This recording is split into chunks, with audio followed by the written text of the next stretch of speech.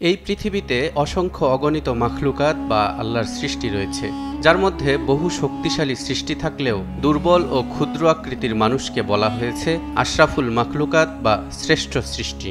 আসমান এবং জমিনে, জলে কিংবা স্থলে ছড়িয়ে থাকা বিভিন্ন প্রজাতির মাখলুক আল্লাহর অসীম কুদরতের প্রমাণ। তবে মানুষের জানার বাইরেও রয়েছে অসংখ্য মাখলুক। এদের মধ্যে কারো কারো কথা আমরা জানি ঠিকই, কিন্তু তাদেরকে দেখতে পাই না। যেমন জিন জাতি। ইসলামী বিশ্বাস মতে জিন আগুনের শিখা থেকে তৈরি এক অদৃশ্য জাতি, যাদেরকে খালি চোখে দেখা যায় না। তাই বলে তাদের অস্তিত্ব নেই এমন প্রশ্ন কি আমরা করতে পারি?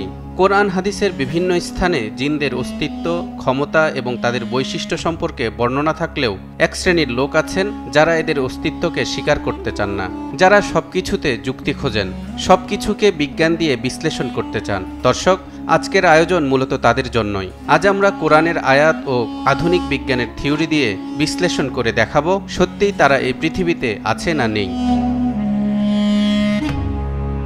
জিন জাতি হল ইসলাম ধর্মের মূল গ্রন্থ কোরআনে বর্ণিত এক বিশেষ জীব, যাদেরকে আল্লাহ সৃষ্টি করেছেন তার ইবাদতের জন্য। ইরশাদ হচ্ছে, ওয়ামা খলাকতুল জিন্না ওয়াল ইনসা ইল্লা লিয়াবুদুন। আমি জিন ও মানুষকে কেবলমাত্র আমার ইবাদতের জন্য সৃষ্টি করেছি।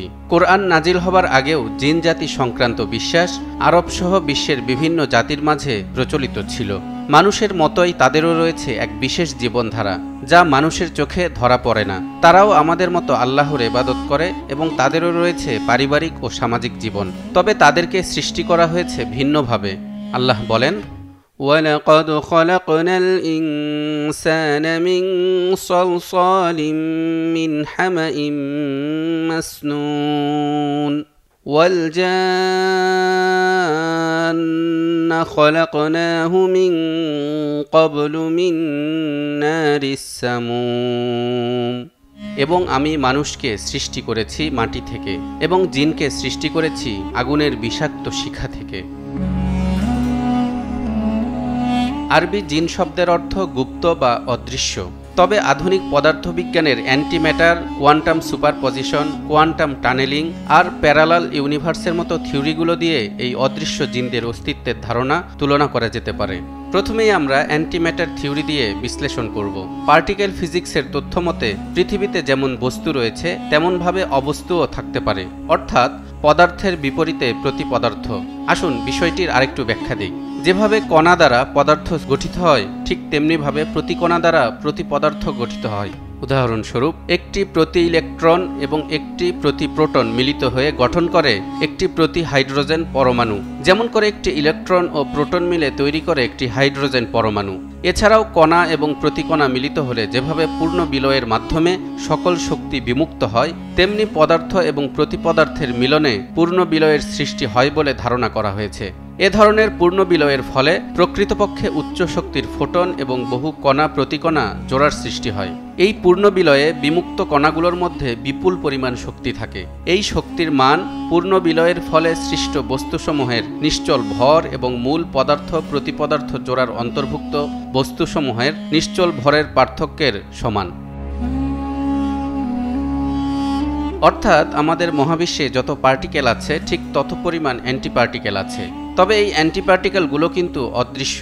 এগুলোর মুভমেন্ট কোনো যন্ত্র দ্বারা পর্যবেক্ষণ করা যায় না, কিন্তু বিজ্ঞান এগুলোর অস্তিত্বকে অস্বীকার করতে পারছে না। এবার হিসেব করুন, পৃথিবীতে প্রায় 800 কোটি মানুষ আছে। অ্যান্টিপার্টিকেল থিওরি অনুযায়ী প্রতিটি মানুষের জন্য একটি করে প্রতি মানুষ থাকলে সেগুলোর সংখ্যাও হবে 800 কোটি। এগুলো মানুষের মতোই কিন্তু অদৃশ্য।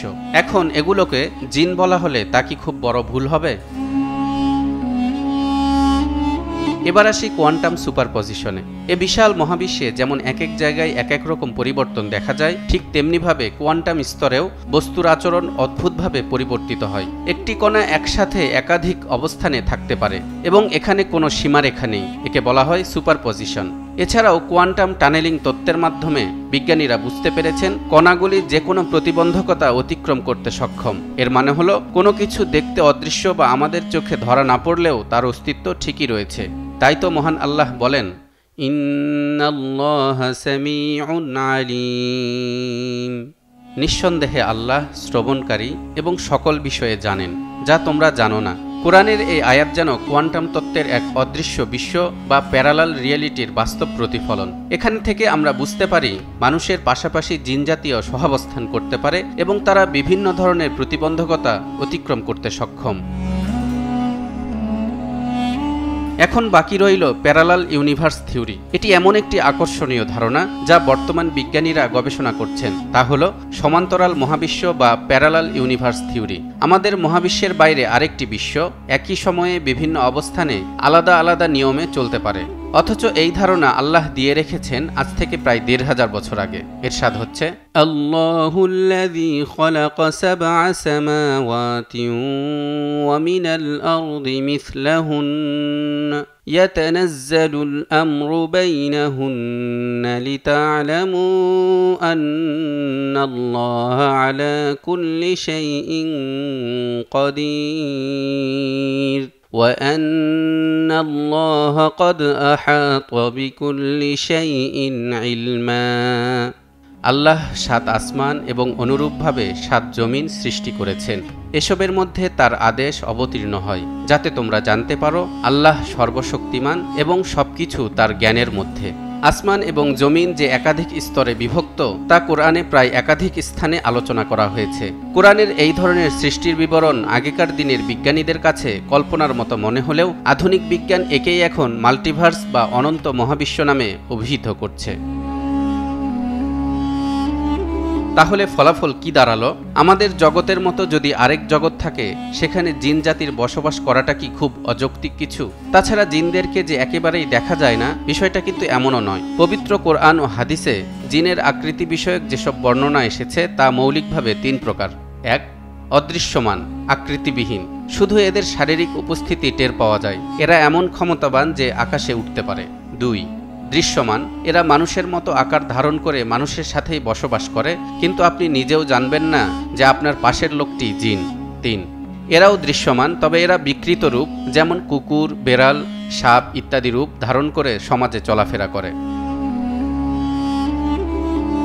আধুনিক পদার্থবিজ্ঞানের এই থিওরিগুলো আবিষ্কৃত হয়ে জিন জাতির অস্তিত্ব অস্বীকারের পথ অনেকটা বন্ধ হয়ে গেছে। এমনকি অস্বীকার করার মতো কোনো প্রতিষ্ঠিত যুক্তি আগেও ছিল না। বরং পদার্থবিজ্ঞান সম্পর্কে মানুষের জ্ঞান যত বৃদ্ধি পাচ্ছে জিনের অস্তিত্বের পক্ষে যুক্তি ততই প্রগাঢ় হচ্ছে। যদিও বিজ্ঞানীরা এর নাম দিয়েছে এলিয়েন, তবে দর্শক, এই এলিয়েন নিয়েও ইসলামের ব্যাখ্যা আছে। তবে আজ আর নয়, অন্যদিন। সে পর্যন্ত আমাদের সাথেই থাকুন। তালহা ইবনে রেজা, নিউজ 24।